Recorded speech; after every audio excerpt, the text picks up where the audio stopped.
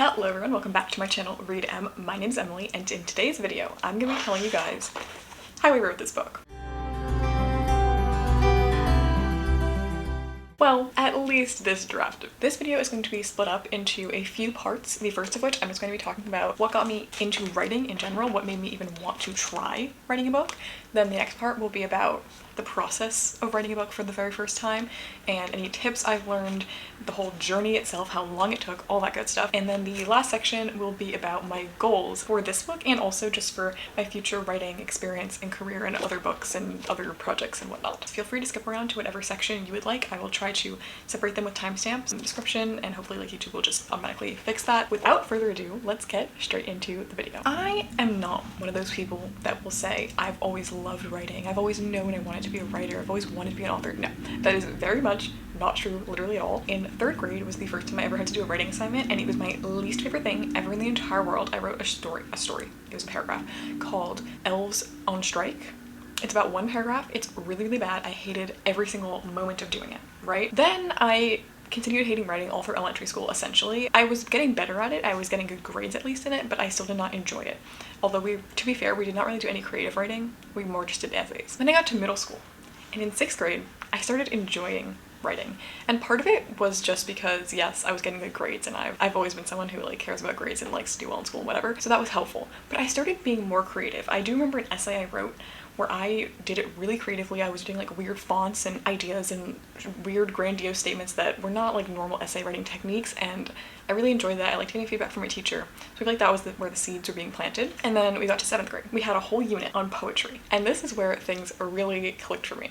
I became obsessed with just like trying to write like a really good poem, like a perfect poem, something really interesting to say. And as a 7th grader, you know, did I achieve that? Probably not. But I did write some interesting poems, and my teacher, when I handed in my poem, ended up saying like on her comments like, oh, you should try maybe to get published one day, like with your poems. And I was like, oh my god, a new goal. So that was really the seed, was my 7th grade teacher saying maybe you should try to get published one day. So in 8th grade, I wrote another poem, or I wrote a lot of poems, but there was one specific one where I thought this one could be good enough to get published. So I emailed a million different magazines, like literary magazines and all these other things. And you know, I definitely had no idea what I was doing. Like, I'm so sorry to some of these places that got my terrible poems, but one place accepted my poem and it ended up being published. It's like a multicultural magazine. I don't really know how my poem fit in there, but they accepted it and it was printed, and that was my first publication, and I was really excited and happy about it. Then we got to high school and I stopped writing poetry.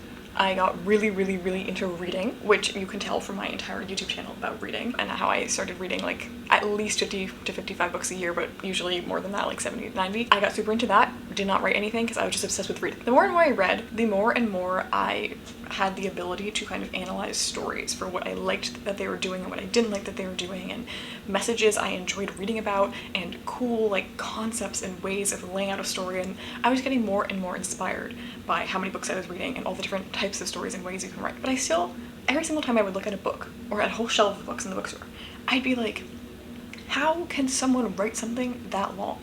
Like, I just couldn't conceive of being able to do that. Like, I could not conceive of doing a project, like one singular project, and knowing that it will not be finished for several years. Like, I was just like, I don't understand how you could have the willpower to do that. But then in senior year of high school, I started watching more and more movies as well, and even more and more ideas were being spawned in my head, and I was just in awe of like all these things that movies could pull off, and books too. So for my senior year project, we have a whole project that you have to do, and you can pick anything you want basically.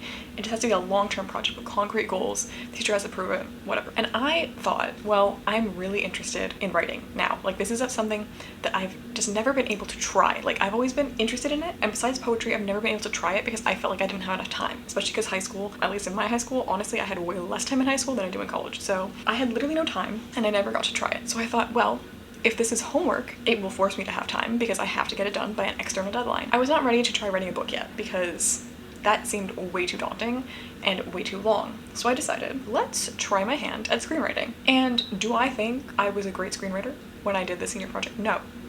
But I learned the basics. I now know how to properly format a script and have it be written with like all the weird lingo and stuff. And it was a really good learning experience because I sat down. I had 2.5 months to write a movie, and I, up until this point, had thought it's impossible to write a long narrative thing. Like, I had always thought I could never do that. Like, I just don't have the willpower and attention span to do that. But even though it was incredibly hard, I felt like I was suffering every single day because I was trying to write every single day, and it was so hard. It took so much out of me because, I mean, I only went in with like a bare bones idea. I did not have a full outline. Like I tried to, but I didn't look up any like, well, I tried to look up like techniques of like good screenwriting, but I didn't look up like the process. I did not look up the craft behind it. I did not look up the beat structure or Save the Cat or all these things I know now. I did not do any of that. I just said, okay, I'm gonna write a movie. So I suffered. I really suffered writing this. Some of it was really fun.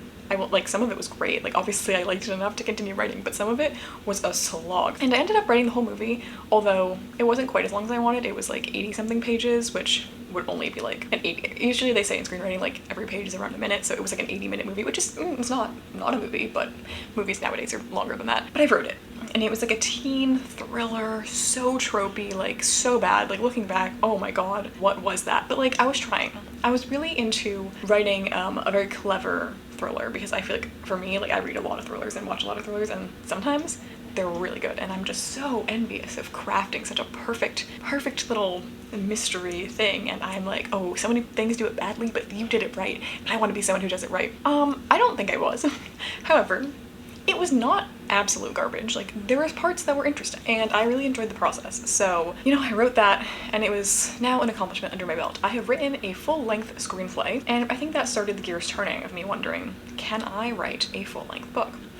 But those gears would continue turning for a little while, because it was not until a year later that I decided to try officially to write a book, because the screenplay I had written in April and May of 2020, which also, that was part of the reason why I also thought I could do it, because of COVID. Like I had so much time. Anyway, yeah, so that was April, May 2020. I wrote that screenplay.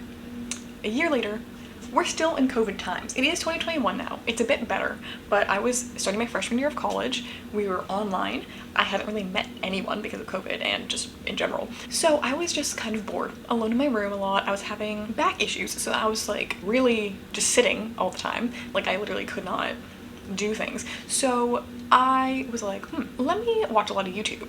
And I watched a lot of YouTube, and I started getting these videos recommended to me of writers on YouTube. And I was like, that sounds interesting, because I am interested in writing, but still have yet to try writing a book. So I started watching many YouTubers such as Alexa Dunn, Kate Kavanaugh, Lizelle Sambury, all these writing YouTubers and author tubers and whatever. And I was like, oh my god, this is like amazing. Like I want this experience. This looks so cool. I thought, you know what? I have so much time on my hands right now, and I just switched majors to English. I started as engineering and I went to English, so I was starting as an English major, and I was like, okay, I want to write. I really want to try writing a book. I don't know how to do that, but I'm gonna try. So I started watching every single video I saw on YouTube. I started watching every single thing. I started joining every single like live stream I could, like on Twitch, of people writing and doing live sprints and all that. I decided, because I don't know how to write a book, I'm gonna just try to write my movie that I wrote into a book, because then at least I don't have to do any of the thinking, which is the hard part. I don't have to outline anything. I don't have to think of a new idea. I just have to translate script to prose, which is all I wanted to practice doing, because that was the thing I had never done. So I got started doing that, and I joined Twitter, which is really, really good. If you want to get into writing things or publishing world, join Twitter. Yes, it will probably be a bit horrifying at times because of how Twitter is, but I personally find a lot of positives with it. You get to see so many opportunities, you get to see so many people like win and do well, you get to hear like encouragement from like the friends you make, and I don't know, I really have enjoyed being on writing Twitter. You should follow me if you want. So anyway, I wrote and wrote and wrote for probably around a month. This was April 2021, and I got 15,000 words maybe into the book. For context, like people say 50,000 words is around like novel length. Like not really, like it's not really, but it's a good first draft length to have a 50,000 words. So I got to 15,000 words, and then I was like, this is bad. Like I was just thinking, like, why am I trying to write this into a book if the source material is already terrible? So I decided, you know what, maybe I should just try to write a different book, because, you know, now I've written 15,000 words of prose. I've practiced writing book format of things, and I think I'm ready to actually write a novel based on an idea I have for a novel. So in May of 2021, I started writing Galileo Girls, my young adult historical fantasy novel. And this is where things really got wild. Did I have any idea what I was doing? No. literally not a clue. Yes, I had practiced a bit. Yes, I now had some resources and some motivation because I was on a writing schedule with Twitch live streams, but did I really know what I was getting into? No. Oh my god, I had no idea what I was getting into. I went into this pantsing, which again, if you don't know what I'm talking about, plotting and pantsing is like the two strategies of writing a book. Some people are plotters, where they heavily outline the whole thing, and some people are pantsers, where they just kind of write. And some people are like, there's like different varying degrees of this, but those are like the extremes of it, right? So I was full on pantsing, where the movie I wrote, I was like plotting and then like getting to a certain point, and then I would plot more and then get to a certain point. So that's called like the flashlight method sometimes. But anyway, I was fully pantsing Galileo Girls, which looking back, it was good in some ways and bad in others, because it was good because it helped me just like get ideas, right? But I did not have a realistic expectation of what a zero draft was compared to a first draft. I thought when I was writing this, pantsing it, this was gonna be a first draft. I was gonna write the whole draft of a novel, and it was gonna be like, yeah, it was gonna be like messy and messed up, but like I was gonna be able to get to the end of this first draft. No. So what ended up happening was I probably wrote for a month or two. And I don't know, I wish I like kept better track of how many words I wrote during this time, but I wrote a decent chunk, maybe 10-15,000 words again, like how I had before. Then I kind of realized that my story was like missing an entire chunk that I needed in it. So I kind of went back to the beginning and started adding in these chunks of things.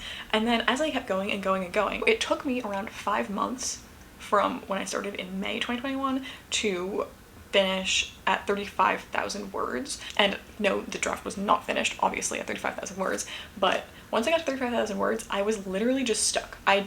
There's so much that I needed to change in the before parts for the ending to be written that I just like couldn't write the ending, because it literally would make zero sense, and like I would have ended up changing the entire thing anyway because it just wouldn't make sense. And I was really frustrated and confused and like didn't know how to fix the book, and I was just like, oh my god, I'm so overwhelmed, and I just threw it away. Like, I mean, I didn't delete it or anything, but I just did not write for many months until we got to around November or December. So I took a few months off of writing it. I was just like, okay, go simmer away. I'm mad at you right now. I can't look at you. You're so bad. I hate this. Right? So I did that. And then took a few months off. And then in November, December, I was like, okay, you know what? This isn't working. You can't just write this whole draft like this because it's so bad. Like the beginning, it doesn't make any sense. So I sat down.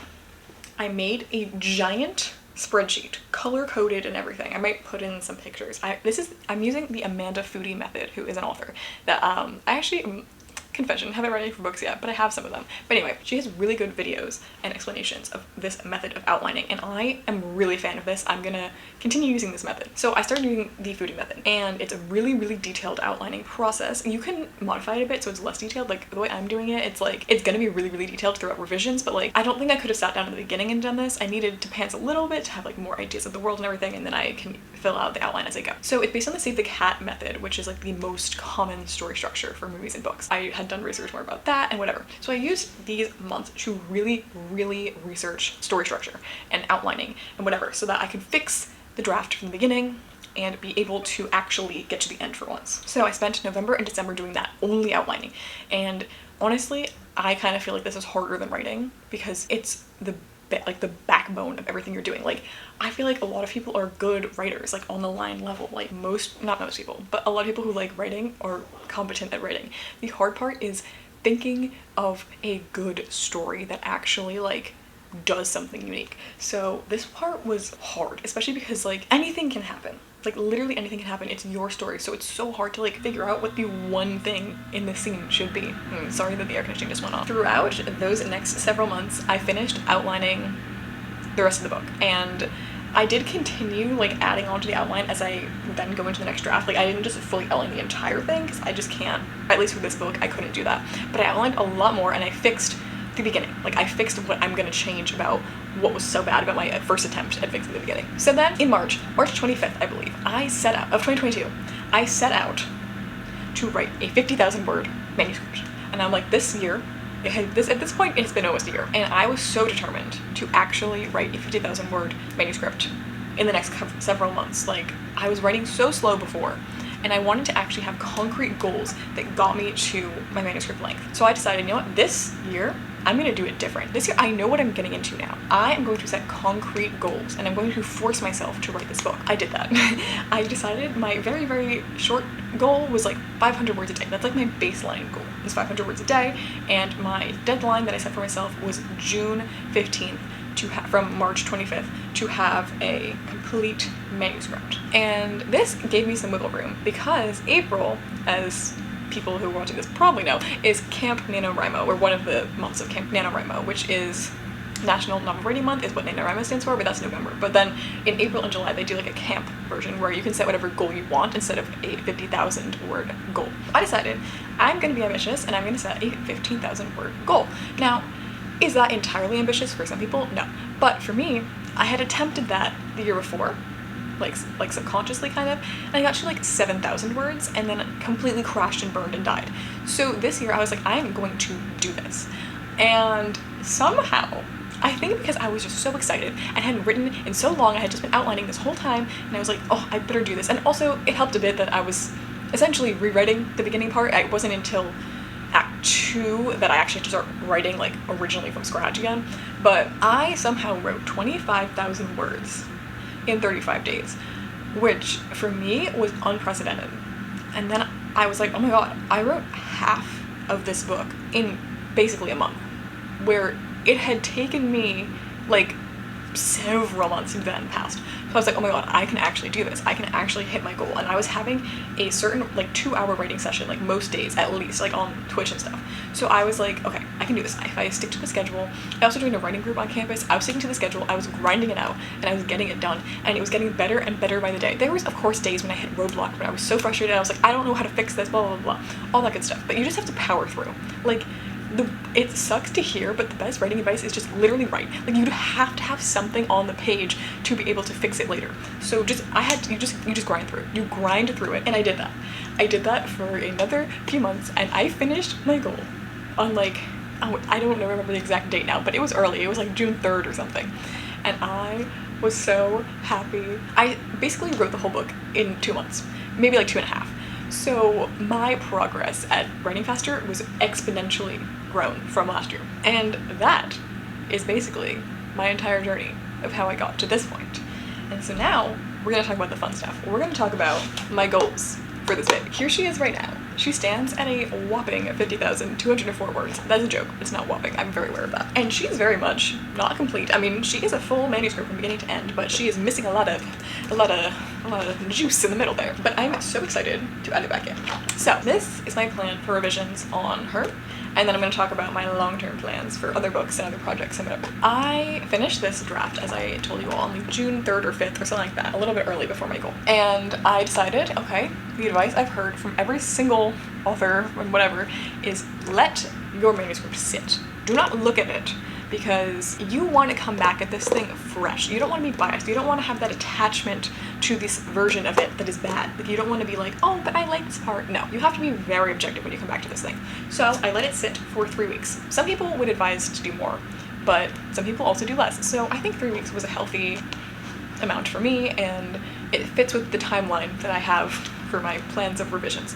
So I let this sit for 3 weeks. Then on July 1st, I cracked it open for the first time, and I am now in revisions mode. So July is another month of Camp NaNoWriMo. So my goals for this month are specifically to spend the first week reading this from front to back and heavily annotating it. I honestly believe this week and next week are the most important weeks in my revision, more than when I actually sit down to write the next draft, because this is when the work has to be put in. So I'm reading the whole thing and annotating it into like oblivion. Like, I don't think you understand, like, I don't want to like show what it says, but like literally into oblivion. So I am just reading every single thing, writing down every single problem I see, or just every single thing I wish I did better, or every single thing I like even. Like, I'm just writing every single thought I have onto this page, and I'm doing 6 chapters a day so that I finish within a week. And this technique I kind of came up with by myself, but I did discover that Susan Dennard, who is the author of the Truth Witch series, has a really, really similar method. I think even a bit more insane than I am right now, but it is a really good resource, and I'll link it down below in the description, because she has a crazy good website for writing tips, but especially revisions. If you are interested in that, like,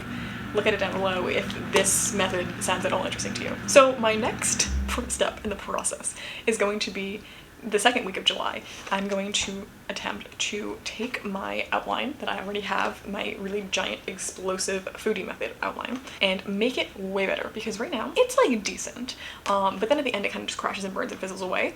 And I also, when I started it, did not have a super good grasp of the Save the Cat story beat structure. I mean, I was still using it, obviously, but I think now that I actually have the heart of my story, I actually know what this world is and what the characters are like, I can fit my desired story into the Save the Cat model a lot better. And then after I spend that week doing that, what I think and hope the really hard part will be over, because then after that I'm going to spend the last 2 weeks of July just rewriting.